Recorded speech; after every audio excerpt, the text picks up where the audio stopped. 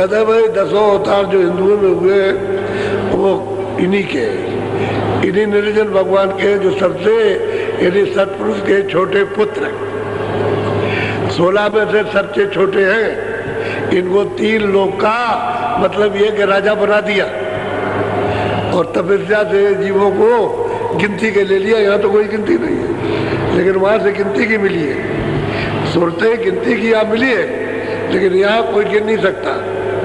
10 अवतार इन्हीं के, इसके आगे नहीं है। राम भी यही के, कृष्ण भी यही के, ये सब जितने अवतार आप गिनते हो वो सब इन्हीं के हैं। इन्हीं के मंडल एक सूरत आई, वही अवतार कहलाती है। वहाँ से एक सूरत को भेज दिया कि जाओ तुम मित्रों में जा करके ये काम करो। उन्होंने यहाँ करके काम कराया उन्हीं के। तो जब जब मतलब ये है कि रास्ता नष्ट हो जाता है मानवता का, कर्म धर्म का, पापाचार फैल जाता है, तब ऐसे भेज दिया जाता है कि जाओ ये काम करो, और काम करने के बाद पता ही नहीं चलता कहाँ चले गए। संत सबका भेज जाते हैं, उनको सब मालूम कि वो तो जाते हैं, वो तो छोटे के पास भी जाएंगे, इसके ऊपर बड़ा है उसके बाद, और बड़े से बड़े के पास भी जाएंगे और ऊपर भी जाएंगे। वो सबको देखते हैं और सबसे मिलते हैं और सबकी रचना को देखते हैं। अब उसी रामायण में तुलसीदास ने लिखा है कि जब राम का मैंने दर्शन किया और मोह विलोक राम मुस्काई, तो तुरंत में उनके मुख में उस पार चला गया। उस पार चौक में खड़ा हो गया तो देखता हूँ और नजर आया ये सब अन्न की रचना, सर्व वैकुंठ की ये रचना दिखाई दे, मित्रों की भी दिखाई दे रही। और ऊपर देखता हूँ तो कहते बहुत ब्रह्मांड दिखाई देते हैं, भांत भांत की रचना, अति विचित्र, तार लोक अनेका और रचना हमें सही। उसी रामायण में लिखा, लेकिन वो कोई मिलत चाहिए। अब उनको तो संत मिल गए, तो आपने तो कुछ समझा नहीं कि कौन मिला कौन नहीं मिला, आप तो जानते नहीं। उन्होंने तो कहीं भी नहीं कहा, उन्हें सिवाय गुरु के और दूसरी कोई बात नहीं थी। तो गुरु मिले उन्होंने बताया। अगर गुरु न मिलते तो रास्ता उनको कौन देता? बोलो।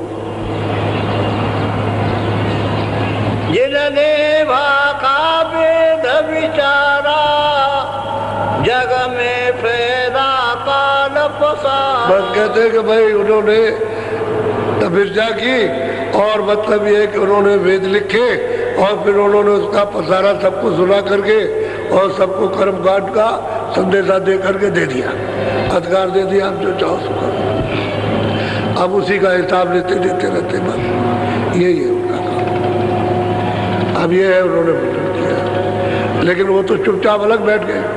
अगर ब्रह्मा विष्णु महादेव को ये मालूम हो जाए कि ईश्वर वहाँ बैठे हुए, निरंजन भगवान वहाँ पर बैठे, तो ये सब छोड़ देंगे काम तुरंत। लेकिन आद्या माँ शक्ति जो बीच में इनकी अर्धांगिनी बैठी है, वो इनसे मिलने नहीं देगी। उसको पूरा अधिकार, क्योंकि उसी से तो पैदा हुए, वो बीच में बैठी है और इनको देखती रहती है।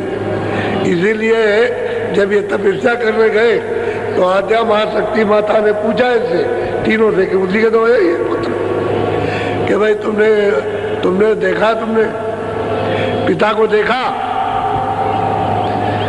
तो ब्रह्मा ने कहा हमने देखा। विष्णु ने शिव से पूछा तुमने देखा? क्या हमने नहीं देखा।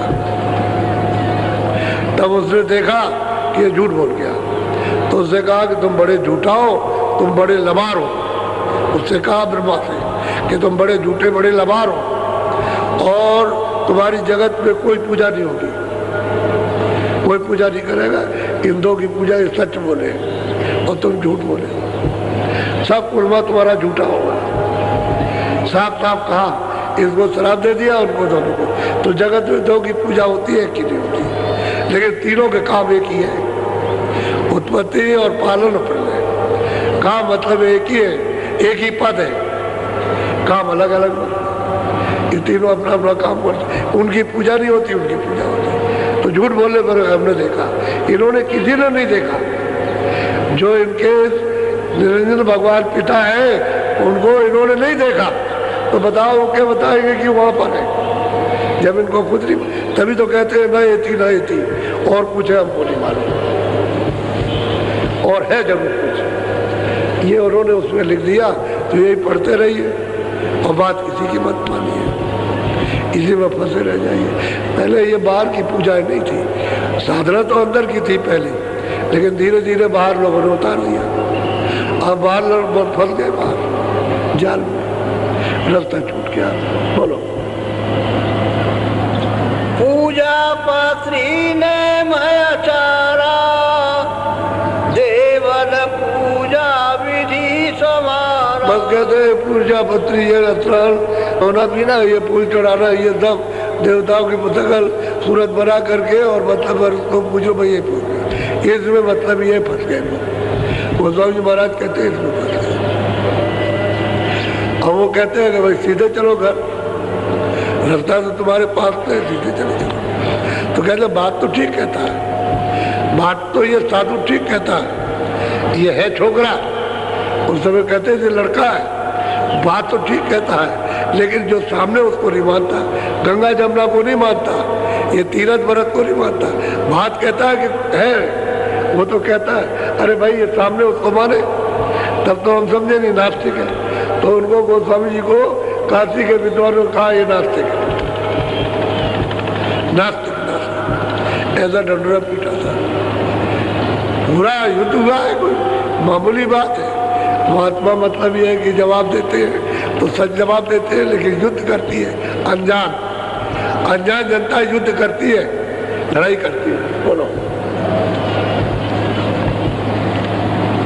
संजय और उपवास बतावा, में सकल जीव।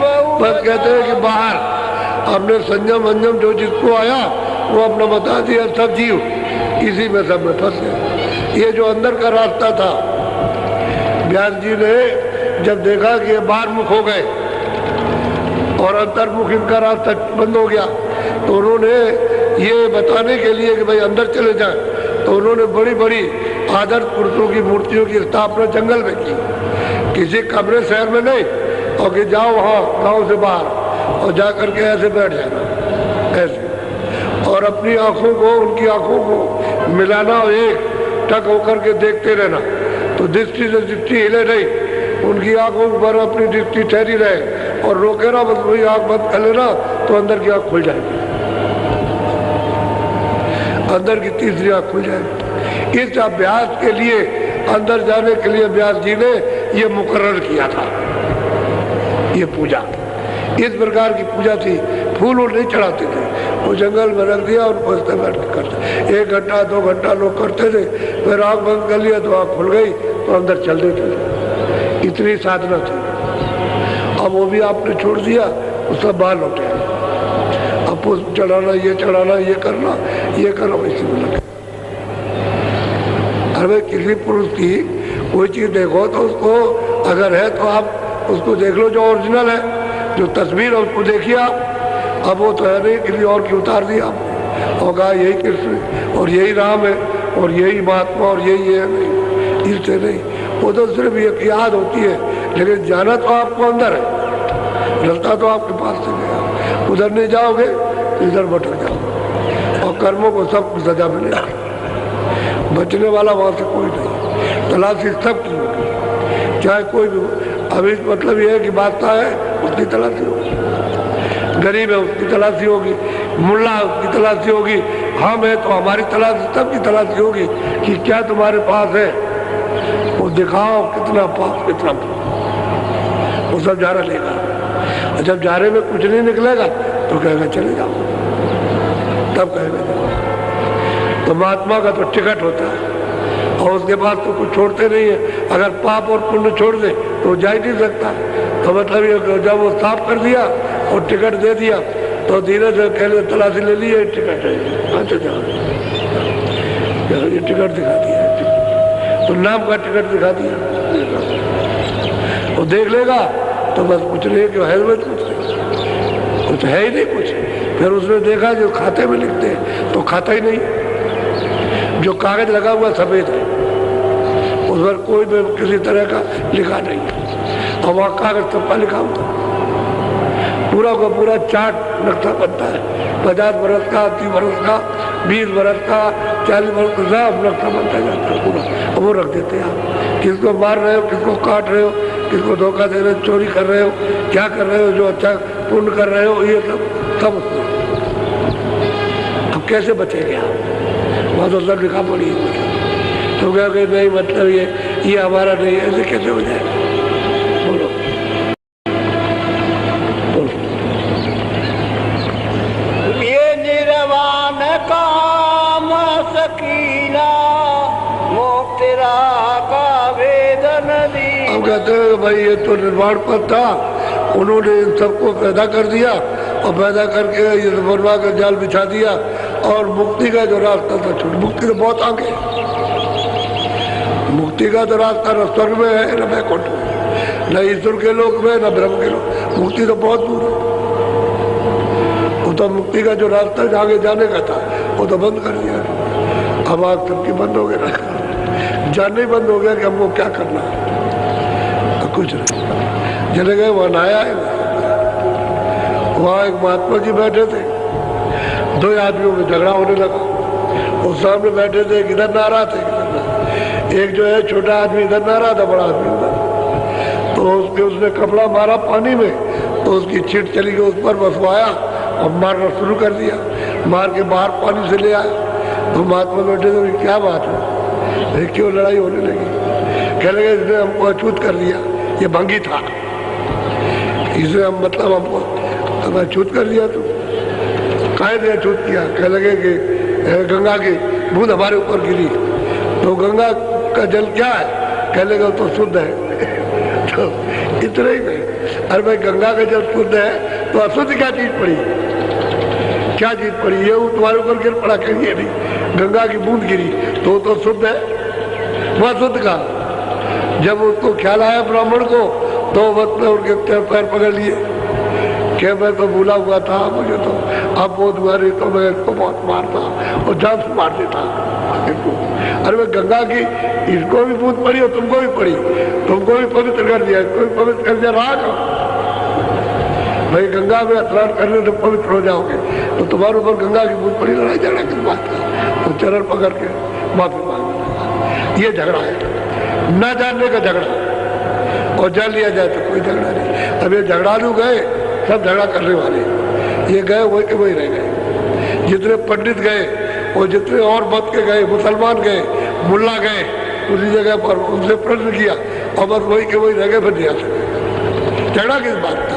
हकीकत का कोई झगड़ा नहीं। सत्यता का क्या झगड़ा होता है? सत्य तो सत्य है, झगड़ा तो झूठा है। जब झूठी चीज पहन लोगे, पकड़ लोगे झूठी चीज, समझ लो झगड़ा उसी का होगा। सच चीज का झगड़ा होता है, सच चीज का कोई बंटवारा नहीं। सच चीज में तो प्रेम है, शक्ति है, ज्ञान है, विवेक है, और इसमें अज्ञान है। सब वो दे रहा, बंटवारा कर रहा, बाप अपने लड़कों को, वो कह रहे इसको ज्यादा दे दिया, हमको नहीं मानता। अरे भाई मैंने खेती बराबर बांटी, जो गड़ा हुआ था दफ्तर के सामने खोल करके सबको बराबर दे दिया। मैंने क्या, मैंने तो बच्चा समझ के सबको बराबर दिया।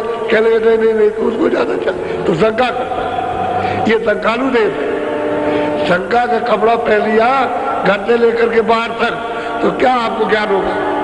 सत्य कैसे पहचानोगे? इसमें फंस गया। बोलो। शास्त्र पुण्य की न पुराना, धर्म चलाई जीव जाना। बस कहते भाई शास्त्रों ने तो बाहर से जो कुछ भी लिखा पड़ा बाहर कर दिया, और बस उन्होंने कहा ये है, शास्त्र ने ये कहा, बस यही कर्म करने लगे और जीवों को सबको कहते उलझा दिया। सब जी फंस गए। अब गोस्वामी जी महाराज उनको उपदेश कर रहे, सब फंस गए। अब बताओ, तुमको इतने दिन हो गए साथ पढ़ते, तुम्हारी आंख नहीं बनी, आंख तुम्हारी साफ नहीं हुई, तुम्हारे पास तो आंख है, ज्ञान आंख है। अब वो चरणों में गिर पड़े और कहते अब दया की, कृपा कीजिए, अब नहीं छोड़ रहे हो, अब बस यही रह जाएंगे, अब वही पढ़ेंगे, वही सेवा करेंगे और वही रोज आएंगे। बड़े धनाट, बहुत पैसे वाले, किसी चीज की बाहर से कोई कमी नहीं, लेकिन अब क्या करें बेचारे, करें तो क्या करें? अब वही चरण वही पढ़े, उसी जगह पर सेवा करते, ये करते, सत्संग सुनते। तो जब देख लिया कि पक गए, तो गोस्वामी जी ने बता दिया कि चलो ये रास्ता है। वो चलने लगे। अब ये कहेंगे सब झूठा, अब ये बोलेंगे उसको प्राप्त करने के बाद कहेंगे सब झूठा, ये जितना भी हमारा जो है हमारे ग्रंथ सब झूठे और ये सब झूठे, ये सब धोखा, यही कहेंगे। यही विद्वान पंडित काशी के चिल्लाएंगे कि ये शास्त्र वगैरह सब झूठे, इसमें किसी को कुछ मिलने वाला नहीं है। जब सत्य मिल जाएगा, असत्य गिर जाएगा तो झूठा हो जाएगा। तो सत्य मिल जाना चाहिए, सत्य चीज है। तो मालिक है जिसने सबको बनाया, तुमको भी उसी ने बनाया, तुमको भेजा, इनको भी उसने भेजा, जितने वे सबको उसने भेजा। जमीन आसमान सब वहीं से आया, उसको अलग किया गया, सब चीज उसी से आई है और वो अब भी वैसे ही है। उसके यहाँ क्या, उसके यहाँ तो समुद्र अलग कर दो कुछ नहीं है, वो तो अथाह है, अर्वचनीय, कोई उसको कह नहीं सकता, इतना लंबा चौड़ा। अगर खरबों का हो, शंखों का हो, महाशंखों का हो, उसका कोई वारा पार नहीं, इतना लंबा चौड़ा। अरे भाई जीवात्माओं की जमीन है नहीं है, ये जमीन तो इनकी ऊपर है, रहने का स्थान तो इनका देश तो ऊपर है, ये तो नीचे मलबूत की जमीन है, पर्दे की जमीन है, मतलब इस गंदगी की ये जमीन, ये जीवात्माओं की। इसलिए जीवात्माओं का इन सुरतों का जमीन से, इस मिट्टी से मेल नहीं हो सकता। और मिट्टी में आपस में जड़ चेतन ग्रंथ पड़ गई, जड़ के साथ चेतन की गांठ बंध गई। अब यद्यप बिल्कुल झूठी है, लेकिन आप कैसे खोल सकते हो जब तक महात्मा न मिले? महापुरुष मिलेगा तब खुलेगा, आप नहीं खोल सकते।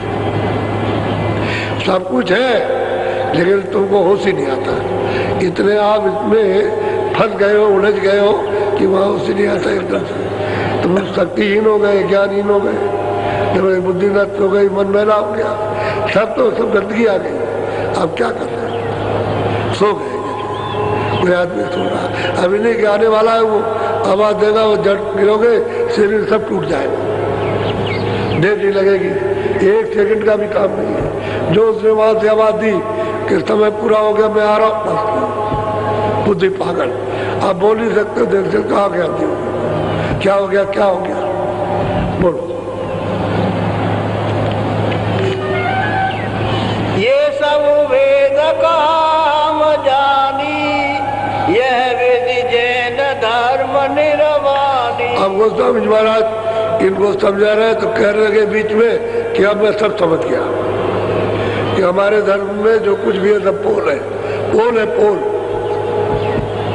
पोल है, जो कुछ मिलेगा नहीं। साहब साहब यही देनी कहने लगे, जो सबसे आगे अगुआ काटते वो पीछे हो गए और सब जान गए, और वो वैसे ही रह गए बेचारे, क्या करें। अब इनकी देवियां इनसे भी तेज निकलेगी, जो ये जैन मत की है वो भी इन्हीं के पास गिरेगी आकर के, और वो इनसे भी तेज जाएगी और उसको प्राप्त कर लेंगी, उसी अनामी पुरुष को, उसको पा लेगी, ऐसी तेज रहेंगी। लेकिन वो कैसे, वो तो आपको जानना पड़ेगा कि भाई किस तरह से ये बनेगा, ये मेरा ये ढांचा जिसमें गंदगी जमा कैसे शुद्ध होगा, ये तो आपको जानना ही पड़ेगा। शुद्धि कर लो तो देर क्या लगे, कुछ नहीं लगती। ये गंदा है, पहला हो गया है पहाड़ों की तरह से कड़ा, ये पहाड़ तो टूट भी जाएंगे, टूटता भी नहीं है, ऐसा बोझा लदा हुआ है जीवों के ऊपर। तो बोझे को कैसे टालोगे? कोई आएगा उसमें लगाएगा तो वही पत्थर जब गलेगा तब फिर मतलब धुआं बनेगा, तो स्टीम जब लगेगी तभी तो धुआं बनेगा, तभी तो पत्थर गलेगा। तो वो स्टीम जानते नहीं कैसे तैयार की जाए। तो महात्माओं के पास जाओ, वो तैयार हो गया, वहां से बनेगा, तब ये साफ होगा, धुआं की तरह उड़ जाए। जैसे ये धुआं है ऐसे उड़ जाएगा, बिल्कुल हवा आएगी तो ऐसे उड़ जाता है, जो सामने आँख खुलती है तब दिखाई देता है कि देव सृष्टि क्या है, कैसे लोग वहाँ रहते हैं, कैसा कैसा आनंद वहाँ, देव सृष्टि स्वर्ग की बैकुंठ यही से बैठ के दिखाई देती है। अरे भाई तुम दरवाजे पे बैठे हो, इधर भी दरवाजा उधर भी दरवाजा, उधर नहीं जा रहे इधर चले जा रहे, तो दरवाजा किसी से पूछना पड़ेगा कि उधर घुसने का कौन सा दरवाजा है, उधर भी बंद कर दिया, इधर भी बंद है। तो दरवाजा तो चाहिए जानने के लिए, तो कोई मिल जाए जानकार को,